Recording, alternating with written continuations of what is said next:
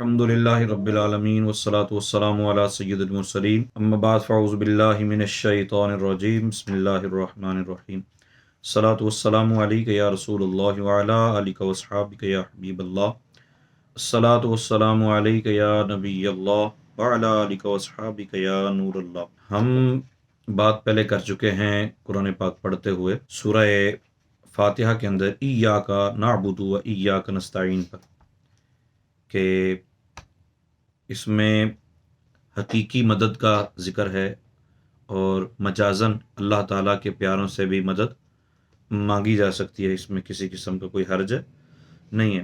اچھا، پھر ایک اور بات میرے ذہن میں آئی کہ ہم لوگ ایک کنسپٹ یہ بھی رکھتے ہیں، لوگوں کا ذہن یہ ہے کہ بھائی اللہ تعالیٰ کا قرب چاہنا، اللہ تعالیٰ سے مانگنا، اللہ تعالیٰ سے تعلق رکھنا، اللہ تعالیٰ کو ماننا، اللہ تعالیٰ کا ذکر کرنا، اللہ تعالیٰ کو یاد کرنا، یہ بہت ضروری ہے۔ اچھا، یہ تو ٹھیک ہے، یہاں تک ٹھیک رہے گا۔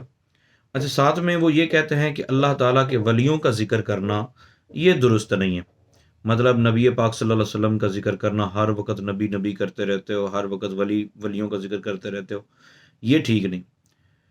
یا ولیوں کی کوئی ضرورت نہیں ہے، اللہ تعالیٰ سب دے سکتا ہے، اللہ سب کر سکتا ہے، ولیوں کی ضرورت کوئی نہیں، ولیوں کا ذکر کرنے کی ضرورت کوئی نہیں، یا منع کرنا شروع کر دینا۔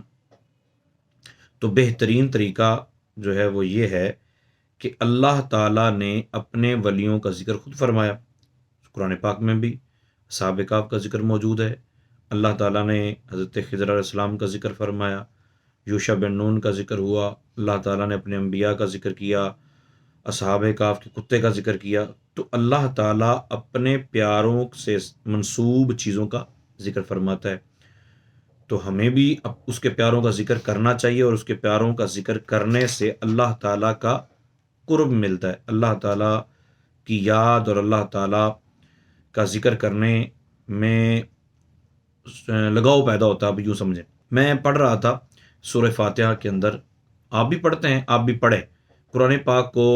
میں تو یہ کہوں گا کہ آپ اس زاویے سے بھی دیکھیں جس زاویے سے میں دیکھ رہا ہوں۔ قرآن پاک میں اللہ تعالیٰ ارشاد فرماتا ہے اہدنا الصراط المستقیم۔ آپ تصور کریں، بندہ آدھی رات، سخت سردیاں ہیں آج کل، بعض جگہوں پہ تو ہم سے بھی زیادہ، ہمارے ہاں جو سردی پڑ رہی ہے اس سے بھی زیادہ سردی پڑ رہی، نقطہ انجماد تک پہنچ جاتی ہے بعض کو سردی۔ تو سردیاں جہاں پڑ رہی، بندہ آدھی رات کے وقت اٹھتا ہے، سارے گھر والے سوئے ہوئے ہیں، بندہ اٹھا، بندے نے اٹھ کے ٹھنڈے پانی سے وضو کیا، ظاہر ہے اللہ کی رضا کے لیے اٹھا ہے نا، اللہ کی رضا کے لیے اٹھا ہے، اللہ تعالیٰ کی رضا کے لیے اس نے ٹھنڈے پانی سے وضو کیا ہے۔ ٹھنڈے پانی سے وضو کرنے کے بعد بعض جگہوں پہ برف کو گرم کیا، پھر پانی بنایا اور پانی سے وضو کیا، اور مصلی پر آ کر کھڑا ہو گیا۔ اب تنہائی ہے، اللہ تعالیٰ کی یاد ہے، اللہ تعالیٰ کا پیار ہے، بندہ کہتا ہے اللہ اکبر، ثنا پڑھتا ہے، پھر تعوذ و تسمیہ، پھر اللہ تعالیٰ کی حمد و ثنا کرتا ہے، الحمدللہ رب العالمین پڑھا، الرحمن الرحیم کہا، مالک یوم الدین کہا، اللہ تعالیٰ کو مشکل کشا بھی مان لیا، حاجت روا بھی مان لیا، داتا بھی مان لیا، لاجپال بھی مان لیا، اللہ تعالیٰ کو دینے والا مان لیا، ہر چیز تسلیم کر لی، ایاک نعبد و ایاک نستعین کے اندر ساری بات کمپلیٹ ہوگی۔ تو ایک کنسیپٹ جو میں نے پہلے عرض کیا کہ وہ یہ ہے کہ بھائی بس ہر بات، ہر تقریر، ہر درس قرآن، ہر کانفرنس اسی بات پہ ختم ہو جاتی ہے کہ اللہ سے مانگو، اللہ کو مانو، اللہ تعالیٰ سے تعلق رکھو، بس کسی اور کی طرف جانے کی ضرورت نہیں ہے۔ پہلی بات ان کی درست ہوتی ہے کہ اللہ تعالیٰ سے مانگو، اللہ تعالیٰ سے تعلق رکھو، لیکن جب ولیوں سے وہ روکتے ہیں تو یہ بات خطرناک ہے۔ سورہ فاتحہ جس طرح میں نے آپ کو عرض کیا، بندہ کہتا ہے تنہائی میں کھڑا ہے، اللہ تعالیٰ سے ہم کلام ہے، اللہ تعالیٰ سے باتیں کر رہے، باتیں کرتا کرتا کہتا ہے اہدنا الصراط المستقیم، اے اللہ تو ہمیں سیدھے راستے پر چلا۔ اب سیدھا راستہ چلا تو میرے پیارے بھائی، جو آپ نے اللہ اکبر کہا، ٹھیک ہے، الحمدللہ رب العالمین کہا، تمام تعریفوں کا مستحق اللہ تعالیٰ کو کہا، تمام جہانوں کا پالنے والا رب کو کہا، رحمان بھی کہا، رحیم بھی کہا، مالک یوم الدین بھی کہا، قیامت والے دن کا مالک بھی کہا، حساب کتاب کا مالک بھی کہا، مالک، پھر مدد کی بات کہی کہ مولا کریم میں صرف تو اس سے مدد مانگتا ہوں۔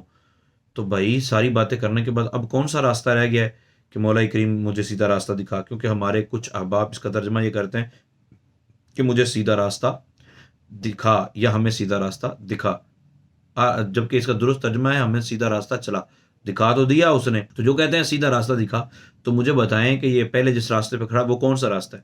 تو یہی کنسیپٹ ہمارا ہے اور ہمیں یہ کنسیپٹ درست لگتا ہے، وہ یہ ہے کہ اللہ تعالیٰ کو ماننا ہے اور اللہ تعالیٰ کے پیاروں کو بھی ماننا ہے۔ اللہ تعالیٰ کو ماننا ہے، اللہ تعالیٰ سے پیار کرنا ہے اور اس کے پیاروں سے بھی پیار کرنا ہے۔ اللہ تعالیٰ کی محبت اپنے دل میں بسانی ہے اور جو اللہ والے ہیں ان کی محبت بھی دل میں بسانی ہے۔ اللہ تعالیٰ سے بھی پیار کرنا ہے اور اس کے محبوب بندوں سے بھی پیار کرنا ہے۔ اللہ تعالیٰ کی محبت بھی دل میں بسانی ہے اور اس کے بندوں کی محبت بھی اپنے دل میں بسانی ہے۔ اللہ کی اطاعت بھی کرنی ہے، اس کے رسول کی اطاعت بھی کرنی ہے، اللہ کی بات بھی ماننی ہے، اس کے رسول کی بات بھی ماننی ہے، بلکہ اللہ تعالیٰ نے یہ فرمایا کہ محبوب کی بات ہی میری بات ہے۔ تو یہ ہمارا کنسیپٹ ہے۔ اسی کنسیپٹ کی تائید اس آیت سے ہو رہی ہے کہ اہدنا الصراط المستقیم، مولا تو ہمیں سیدھے راستے پر چلا، یا سیدھا راستہ چلا، یا سیدھا راستہ دکھا۔ تو سیدھا راستہ دکھانا تو پہلے کون سا راستہ ہے بھائی میرے پیارے؟ پہلے بھی سیدھا راستہ ہے، لیکن ساتھ میں تنہائی میں کھڑا ہوا بندہ اللہ تعالیٰ سے کہتا ہے مولا کریم میں تیرے سے محبت کرتا ہوں، تیرے سے پیار کرتا ہوں، لیکن اب میں یہ بھی دعا مانگتا ہوں کہ تو مجھے اپنے پیاروں میں شامل بھی کر لے۔ میں پیار کرتا ہوں مگر تو مجھے اپنے پیاروں میں شامل کر۔ یہی کہتا ہے کہ سیدھا راستہ چلا۔ وہ کون سا سیدھا راستہ ہے؟ صراط الذین انعمت علیہم، جن پر تو نے اپنا انعام کیا۔ اور انعام یافتہ لوگ کون ہیں؟ فاولئک مع الذین انعم اللہ علیہم من النبیین والصدیقین والشہداء والصالحین، کہ جن پر انعام ہوا وہ لوگ کون ہیں؟ انبیاء ہیں، صدیقین ہیں، شہداء ہیں اور صالحین ہیں۔ تو مطلب گویا بندہ اللہ تعالیٰ کو یہ کہہ رہا ہوتا ہے مولا کریم میں تجھے حاجت روا بھی مانتا ہوں، مشکل کشا بھی مانتا ہوں، داتا بھی مانتا ہوں، ساری باتیں مانتا ہوں، لیکن ساتھ میں یہ بھی کہتا ہوں کہ تو مجھے اپنے نبیوں کے رستے پر چلا۔ ساتھ میں کہتا ہوں کہ ابوبکر صدیق کے رستے پر چلا، عمر فاروق اعظم کے رستے پر چلا، عمر فاروق اعظم کے بعد عثمان غنی مولا علی کے رستے پر چلا، مجھے امام حسین کے رستے پر چلا۔ اگر بندے کو ساری باتوں کی سمجھ ہے، ترجمہ و تفسیر کو حاضر کر کے، تو وہ کہتا ہے تو یہ ساری باتیں دہرا رہا ہے، گویا وہ کہہ رہا ہے کہ مولا کریم مجھے داتا علی حجویری کے رستے پر چلا۔ چلے عثمان علی حجویری کہہ لے تو اس کے رستے پر بھی چلا، کیونکہ صالحین میں تو وہ بھی ہے نا۔ مجھے عبد القادر جیلانی کے رستے پر چلا، مجھے بابا فرید الدین گنج شکر ان کے رستے پر چلا، مجھے خواجہ معین الدین چشتی کے رستے پر چلا۔ تو سارے ولیوں کے جس کا ذہن میں ہے وہ یہ مانگ رہا ہے دعا ہے مولا کریم مجھے اپنے ان پیاروں کے رستے پر چلا جن پر تو نے اپنا انعام کیا اور جن پر تو نے غضب کیا ہے، ان کے رستے پر مجھے نہ چلا۔ تو اگر اللہ تعالیٰ کے ولیوں کی ضرورت نہیں ہے، یا اللہ تعالیٰ کے ولیوں کا ذکر کرنا اتنا اہم نہیں ہے، یا اللہ تعالیٰ کے ولیوں کا ذکر کرنے سے کوئی فائدہ ہی نہیں ہوتا، تو میرے پیارے رات کی تنہائی میں کھڑا ہوا بندہ، تہجد پڑھنے والا، وہ اللہ تعالیٰ سے بات کرتے کرتے اللہ تعالیٰ سے ہی اس کے پیاروں کے رستے پر چلنے کی دعا کیوں مانگ رہا ہے؟ اس کو تو ڈائریکٹ جنتی ہو جانا چاہیے، لیکن رب تعالیٰ نے خود قرآن پاک میں سورہ فاتحہ کے اندر یہ اس طرح دعا کو ذکر کر کے بندوں کی زبان پر یہ بتا دیا کہ مجھے اپنے پیارے بڑے پسند ہیں، میرے پیاروں کا ذکر کرنے والا، میرے پیاروں کے ساتھ رہنے والا مجھے خود پسند ہے۔ سورہ توبہ کے اندر اللہ تعالیٰ نے خود ارشاد فرمایا، سورہ توبہ کی آیت نمبر 119 کے اندر اللہ تعالیٰ ارشاد فرماتا ہے، یا ایھا الذین آمنوا اتقوا اللہ وکونوا مع الصادقین، اے ایمان والو اللہ سے ڈر جاؤ اور سچے لوگوں کے ساتھ ہو جاؤ۔ اور یاد رکھیے گا کہ ہمیں بہترین راستہ دیکھنا ہے نا، کہ کون سا مسلک، کون سا رستہ بہترین رستہ ہے، تو پھر یہ نہیں دیکھنا کہ کون انجینئر ہے اور کون آرکیٹیکچر ہے، ہمیں یہ دیکھنا ہے کہ اللہ تعالیٰ کا پیارا کون ہے اور اللہ تعالیٰ کے پیارے کن رستوں پر چلتے رہے، اللہ تعالیٰ کے پیاروں کا رستہ کون سا، تو وہ رستہ ہمیں بھی چوز کرنا ہے۔ اور اس سے ہمیں یہ بھی پتہ چلا کہ صراط مستقیم پر چلنا یہی کمال نہیں ہے کہ صراط مستقیم صراط مستقیم صراط مستقیم پر چلنا، صراط مستقیم پر چلتے رہنا، اس کی دعا کرنا بھی لازم۔ اچھا، دوسری بات اس سورت کے آخر میں آمین ہے، وللضالین آمین۔ نبی رحمت صلی اللہ تعالیٰ علیہ وآلہ وسلم نے ارشاد فرمایا کہ جب امام وللضالین کہے تم آمین کہو، اور جس کی آمین فرشتوں کی آمین کے موافق ہو گئی، یعنی فرشتے بھی آمین کہتے ہیں، تو جس کی آمین فرشتوں کی آمین کے موافق ہو گئی، اللہ تعالیٰ اس کے اگلے پچھلے گناہ معاف فرما دیتا ہے۔